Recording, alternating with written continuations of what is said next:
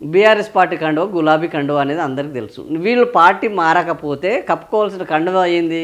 గులాబీ కండువ. కమ్యూనిస్ట్ వాళ్ళు ఏ కండువ కప్పుకుంటారు? ఎరుపు రంగు కండువ కప్పుకుంటారు. సో టీడీపీ వాళ్ళు ఒక పచ్చడి కండువ కప్పుకుంటారు. ఎప్పుడైనా ఈ టీడీపీ వాళ్ళు ఈ 3 రంగుల కండువ కప్పుకోగా మనం చూసామా? గులాబీ వాళ్ళు 3 రంగుల కండువ కప్పుకోగా చూసామా? ఒక వైకాపా వాళ్ళు 3 రంగుల కండువ కప్పుకోగా చూసామా? సిపిఎం వాళ్ళు 3 రంగుల కండువ కప్పుకోగా చూసామా? లేదు. కానీ ఈరోజు నిస్సిగ్గుగా అబద్ధాలు ఆడుతాము. మేము మాకు ఏమి ఒక విలువలు, ఒక గౌరవము ఇట్లాంటివి ఏమీ లేవు, మేము అన్నిటిని వదిలేసాము అని చెప్పుకోవడానికి నిదర్శనం ఈరోజు రాజకీయంలో జాతీయ జెండాలోని 3 రంగులతో కూడిన, మీరు జాతీయ జెండాలోని 3 రంగులతో కూడిన కండువాతోటే ఎన్నికల్లోకి ఎందుకు పోవట్లేదు అని రేపు రాష్ట్ర ప్రజలు ప్రశ్నిస్తే ఏం చెప్తారు?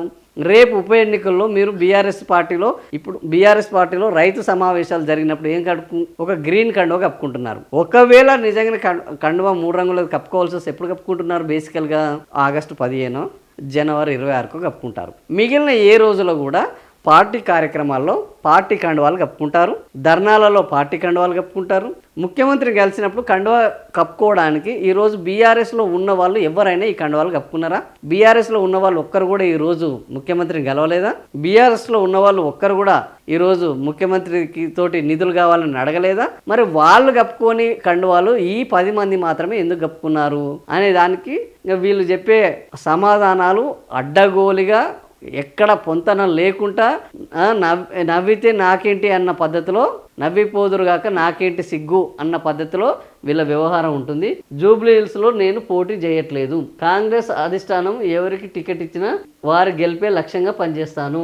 ఖైరతాబాద్ ఎమ్మెల్యే దానం నాగేందర్. ఇప్పుడు దానం నాగేందర్ ఇప్పటికే కాంగ్రెస్ పార్టీ మీద ఆల్రెడీ సికింద్రాబాద్ ఎంపీ ఎన్నికల్లో పోటీ చేయడం జరిగింది, ఓడిపోవడం జరిగింది.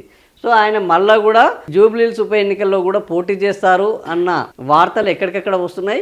ఈ వార్తలు వస్తున్న నేపథ్యంలో జూబ్లీహిల్స్ ఉప ఎన్నికల్లో నేను పోటీ చేయడం లేదు. ఇక్కడ మనకు స్పష్టంగా కాంగ్రెస్ అధిష్టానం ఎవరికి టికెట్ ఇచ్చినా నేను పనిచేస్తాను అంటే ఆయన మళ్ళా కూడా కమిట్ అయ్యిండు. అంటే నేను కాంగ్రెస్లోనే ఉన్నాను, కాంగ్రెస్ అధిష్టానం ఎవరికి టికెట్ ఇస్తే ఈయన బీఆర్ఎస్ ఎమ్మెల్యే అయితే కాంగ్రెస్ వాళ్ళతో ఏం పని నీకు?